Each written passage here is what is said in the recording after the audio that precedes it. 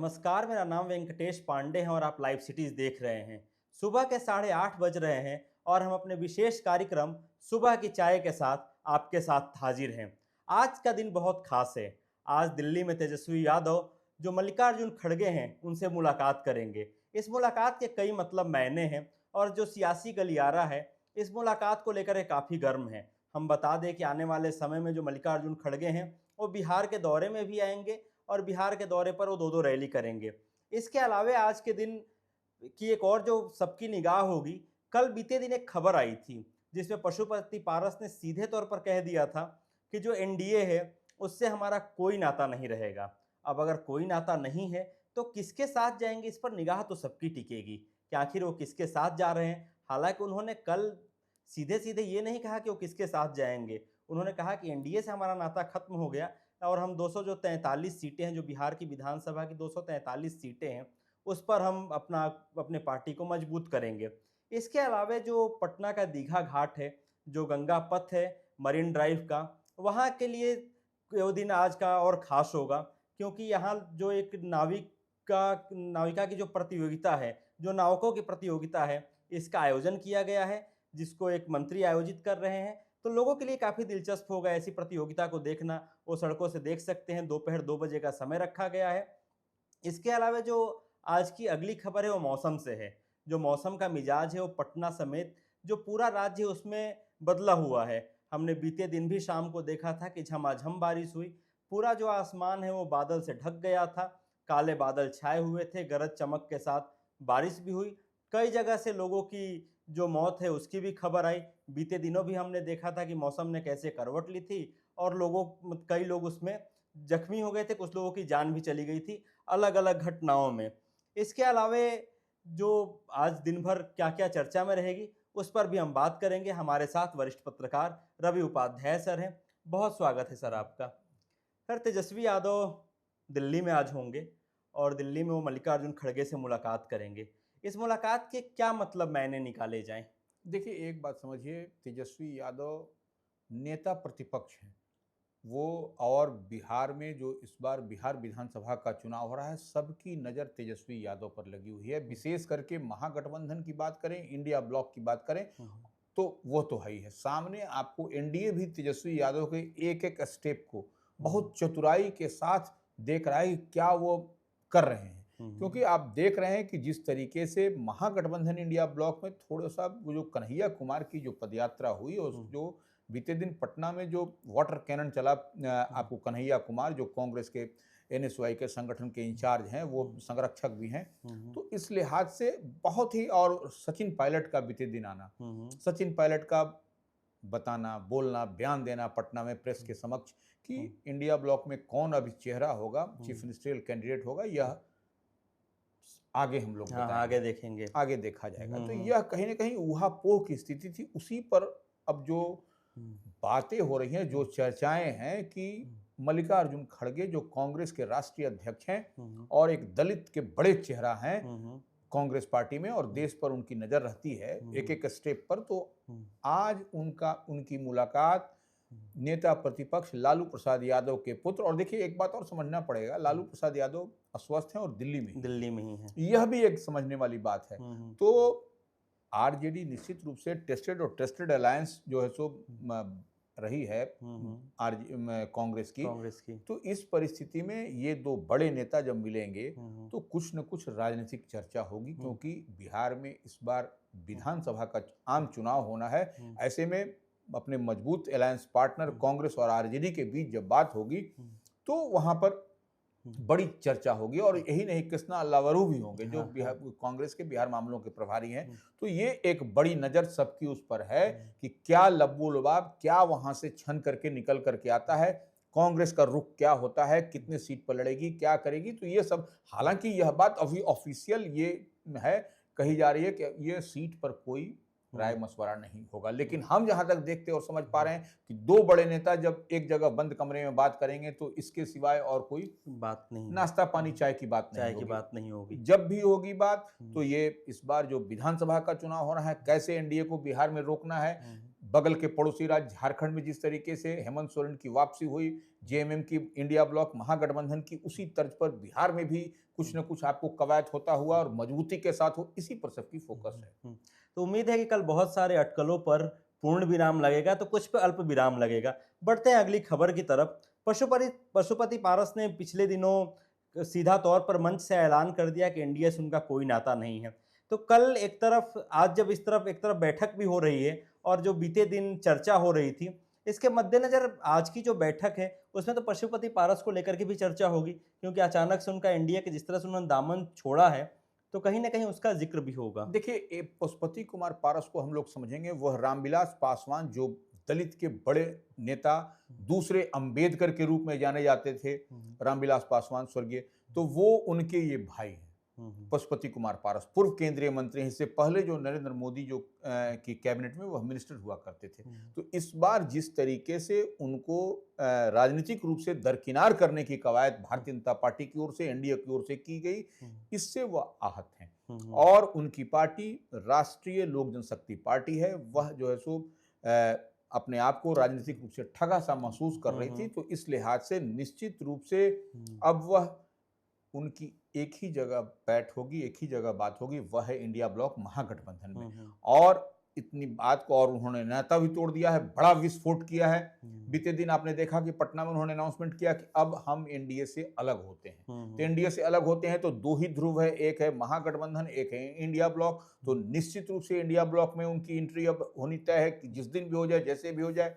और लालू प्रसाद यादव से उनके मधुर संबंध भी है, तेजस्वी यादव भी उनको बहुत रेस्पेक्ट रिगार्ड करते हैं। तो एक बात ये, लेकिन आज जो मल्लिकार्जुन खड़गे के साथ में तेजस्वी यादव की मुलाकात होगी, उसमें देखिए अलायंस पार्टनर अब बढ़ गए।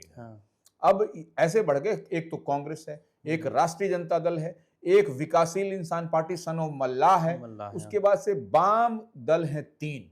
तो वो वाम दल पहले से आपके साथ इतने तो आपके इंटैक्ट दिखाई पड़ रहे हैं। अब जो है सो पशुपति कुमार पारस की पार्टी राष्ट्रीय लोजपा भी अब आने वाले समय में महागठबंधन इंडिया ब्लॉक में शामिल होगी। नंबर 1। एक और अन्य पार्टी है, उसकी भी चर्चाएं पॉलिटिकल कॉरिडोर में है कि वह भी जो है सो महागठबंधन की ओर ही रुख करेगी, वह है इंजीनियर आईपी गुप्ता की पार्टी। अच्छा, वह भी जो है सो, तो यह आप देखिए कुनबा बढ़ता जा रहा है महागठबंधन का।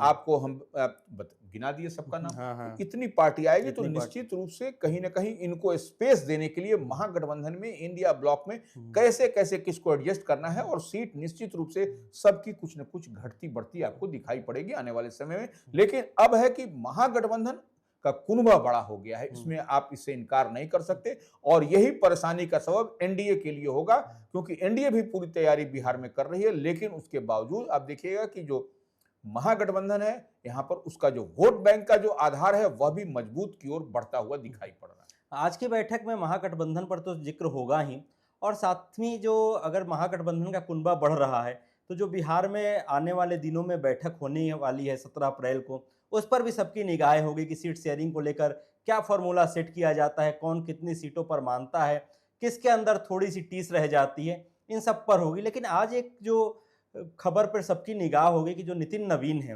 वो जेपी गंगा पथ पे जाएंगे, और वहाँ वो जा करके जो दरार की बात बीते दिन हो रही थी, एक वीडियो वायरल हो रहा था, उस खबर पर लगातार ये कहा जा रहा था कि अभी कुछ दिन पहले ही उसका उद्घाटन हुआ है, इसी बीच दरार आ गया, गैप हो गया। हालांकि एक इंजीनियर है, उन्होंने सीधे तौर पर कैमरे पर कहा कि नहीं नहीं, वो टेक्निकल चीज़ें हैं, गैप तो रहता ही है।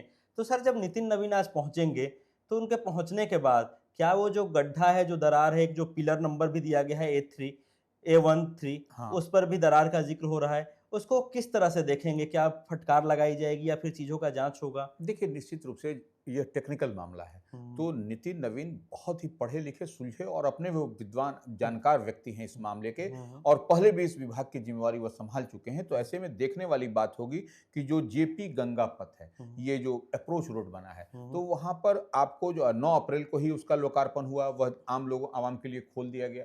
तो क्या कारण है कि पाया नंबर जिसकी चर्चा आ रही है A13 के पास में, वहां पर वह जो दरार है या क्या है, किस मामले से वह इस तरह का जो मामला है, तो वह जाकर के देखेंगे, समझेंगे, और उसके बाद जो और समझेंगे देखेंगे तो वह अभियंताओं की टीम होगी उनके साथ, क्योंकि कंसर्न जो है सो नितिन नवीन मिनिस्टर हैं इस विभाग के। तो प्राथमिकता उनकी होगी कि क्या मामला है अभी जो है सो, तो वो ये टेक्निकल चीज़ है, इसलिए इस लिहाज से हम जहाँ तक देख और समझ पा रहे हैं, इसको नीति नवीन अपनी टीम के साथ समझेंगे और फिर क्या चीज़ निकल करके आता है या फिर लोगों को वह बताएंगे और अवगत कराएंगे कि क्या मामला और कैसे है। मरीन ड्राइव पर कल आज एक और इवेंट होने वाला है जिसकी चर्चा लगातार चल रही है। और वो जो नौका की प्रतियोगिता है, मतलब आज का दिन लोगों के लिए मरीन ड्राइव पर काफ़ी खास होगा। जो दीघा घाट है वहाँ नौका प्रतियोगिता का आयोजन किया गया है। सर, आज के समय में ऐसी प्रतियोगिताएं कम देखने को मिलती है। लोगों की इसके प्रति कितनी उत्सुकता रहेगी? जो मंत्री हैं उन्होंने कहा है कि आज बिल्कुल एकदम भव्य तरीके से इसको किया जाएगा। कैसी उत्सुकता वहाँ देखने को मिलेगी देखिए आज? एक बात समझ लीजिए, जो जिस मंत्री की ओर से यह आयोजन किया गया है, वो पटना के मेरिन ड्राइव के पास में दीघा घाट है, वहाँ दीघा, पर वहीं हाँ। पर यह प्रतियोगिता होगी। तो यह एक निश्चित रूप से जिस समाज से हरी सहनी भारतीय जनता पार्टी कोटे से नीतीश कैबिनेट में मिनिस्टर हैं मिनिस्टर हैं। और पिछड़ा एवं अति अति पिछड़ा पिछड़ा कल्याण कल्याण मंत्री विभाग के मंत्री। डिपार्टमेंट की जिम्मेवारी है, हम्म। लेकिन यह जो है वह उनके विभाग से इतर है, वह सहनी है, मल्लाह समाज से आते हैं। तो यही देखिए, आपको सन ऑफ मल्लाह मुकेश सहनी जो है सो महागठबंधन में है और यह सहनी जो है सो हरी सहनी भारतीय जनता पार्टी में है। तो यही आपको सब कुछ दिखाई पड़ रहा है कि बिहार में इस बार विधानसभा का चुनाव, तो एक एक चाल, एक एक जो भी चीज है उसको बहुत बारीकी से देखिएगा, तभी समझ पाएगा आम आवाम कि यह क्या हो रहा है। तो यह निश्चित रूप से नाविक और गोताखोर की जो प्रतियोगिता दीघा घाट में की गई है, यह निश्चित रूप से यह एक बड़ी बड़ा बात इवेंट है। बड़ा बात है और 2 बजे दोपहर 2 बजे रखा गया है वो रखा गया है। समय। लेकिन एक जो सबसे आज हम पिछले कुछ दिनों से बिहार में देख रहे हैं कि जो मौसम का मिजाज है वो बदल गया है। कल भी हमने देखा था शाम में कैसे पटना में झमाझम बारिश हुई। आज को लेकर भी अलर्ट किया गया है, कई जिलों का अलर्ट किया गया है।